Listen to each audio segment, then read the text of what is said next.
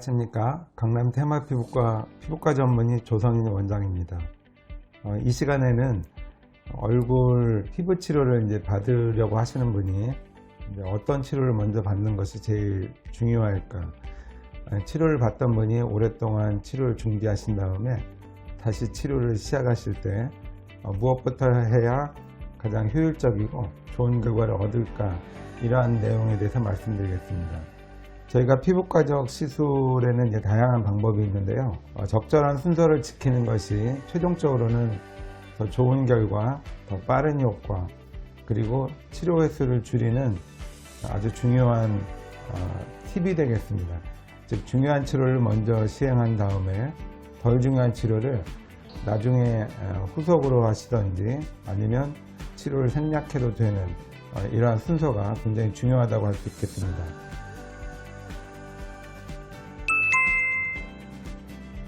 자, 피부과 치료를 하는 주된 방향이 네 가지로 보시면 되는데요. 첫 번째는 얼굴 형태입니다. 얼굴의 형이 내가 어떤 건가, 즉 처짐이 있는지, 이것이 가장 중요하고요. 두 번째는 피부결입니다. 모공이나 주름이나 흉터 등이 있어서 이게 색조 화장을 하든지 그림자가 지든지 조명 아래에서 이러한 나쁜 결들이 훨씬 잘 보이는 경우에 이것을 어떻게 치료할지에 대한 내용이고요. 세 번째는 얼굴이 붉은 상태입니다. 얼굴이 붉고 예민하고 또 모세혈관 확장이 있는 경우에는 이것을 어떻게 치료할 것인지, 그리고 마지막에는 얼굴 톤 그리고 잡티입니다. 자, 우리가 흔히 보는 상식하고 좀 다르죠. 얼굴에 뭐가 생기면, 잡티가 생기면 보통 이제 그것부터 치료하기를 원하는데요. 큰 관점에서 보시면은 치료 순서를 바꾸는 것이 더 좋은 결과를 얻는 경우가 많습니다.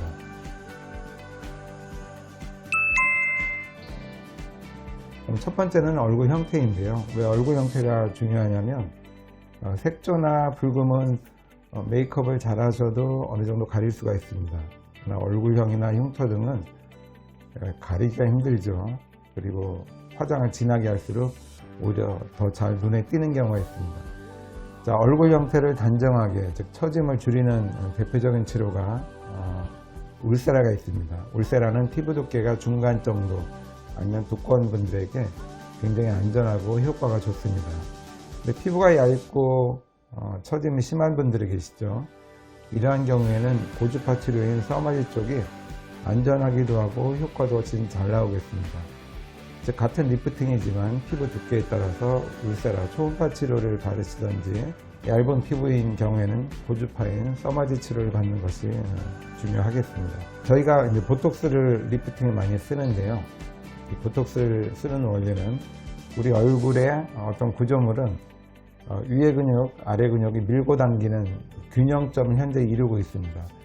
즉, 약해진 부분이 강한 쪽으로 끌려가는 것이죠. 이러한 근육의 움직임을 잘 활용해서 너무 강하게 당기는 쪽을 약화시키면은 약해진 쪽으로 당겨지는 효과를 얻을 수 있겠습니다. 가장 좋은 부위가 얼굴 라인 쪽이고요. 턱 밑에 이중턱, 그리고 간혹 목주름 등이 있습니다. 보톡스를 잘 활용한다면 레이저로 이제 어깨, 또 서머지나 울세라도 충분히 효과를 얻기 힘든 부위도 효과를 얻을 수 있겠습니다. 자, 얼굴도 처지고 볼륨도 꺼진 분들이 의외로 많습니다. 이러한 분들은 이제 꺼진 볼륨을 먼저 채우는 것보다는 리프팅을 해서 피부 길이를 정상적으로 돌린 다음에 볼륨 함몰이 있다면 그때 이 함몰을 교정하는 것이 훨씬 자연스럽겠습니다. 얼굴이 처진 상태에서 볼륨을 채운다면 얼굴이 더 무거워지는 그런 현상을 볼 수도 있겠습니다.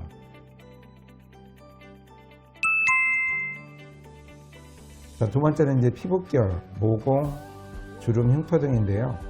자, 잔주름과 넓은 모공은 저희가 XLV 플러스라는 레이저를 사용합니다. 화장의 긴 쪽을 선택을 해서 이 잔주름과 넓은 모공을 상처 없이 편하게 치료를 할 수 있고요. 또 더블 타이트라는 고주파와 약물을 동시에 주입하는 방식을 사용할 수 있겠습니다.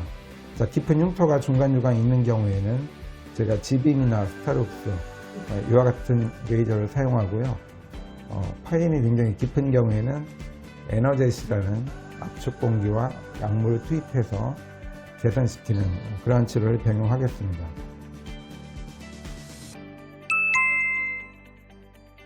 자, 세 번째로 중요한 게 얼굴이 붉은 경우죠. 얼굴이 붉다는 것은 피부에 손상이 많이 가 있다는 뜻이고요. 그대로 두었을 경우에는 피부 노화가 굉장히 빨라지겠습니다. 자, 민감하고 붉은 얼굴에는 V빔, 리쥬란 두 가지 치료가 가장 대표적인 방법이고요. 이미 혈관이 이제 많이 늘어나 있는 경우에는 XLV 플러스 532 파장을 사용합니다. 자, 근데 굉장히 굵은 혈관들, 특히 정맥들이 볼이나 이마 쪽, 눈 밑에 있는 경우가 있는데요. 이러한 경우에는 XLV 플러스의 긴 파장이나 제네시스, 지빔 등을 사용해서 이 굵은 혈관을 충분히 줄일 수 있겠습니다. 자, 네 번째는 얼굴 색입니다. 자, 얼굴 색에는 전체적으로 톤이 나쁜 경우가 있고 부분적으로 색소가 진한 경우가 있는데요. 자, 원칙은 전체를 개선하는 것이 더 중요합니다. 즉, 부분 잡티가 있더라도 전체적으로 얼굴색이 어둡거나 또 누런 느낌을 띠고 있다면 전체 개선하는 것이 우선이고요. 전체 개선이 끝난 다음에 부분적인 치료, 즉 짙은 부위를 하나하나 치료하는 것이 시각적으로 또 피부 건강에 훨씬 중요하겠습니다. 자, 거칠고 탁한 피부는 저희가 스케일링을 통해서 매끄럽고 윤기나게 바꾸고요. 불규칙한 피부색은 레블라이트 1064나 피코를 사용해서 얼룩덜룩한 느낌을 충분히 줄일 수 있겠습니다. 자, 그 다음에 잡티가 있다면 하나하나 선택적으로 제거를 하겠습니다. 자, 피부과 치료를 무엇을 받아야 될까 고민하신다면 우선은 형태이고요. 두 번째는 결이고 세 번째는 색입니다. 이 순서를 잘 상담을 통해서 어떤 치료가 나한테 적합한지 확인받으시고 이 순서대로 진행을 한다면 굉장히 좋은 효과를 또 편하게 얻으실 수 있겠습니다. 오늘은 피부과적 시술을 어떤 원칙에서 하는지, 어떤 순서가 중요한지에 대해서 말씀드렸습니다. 감사합니다.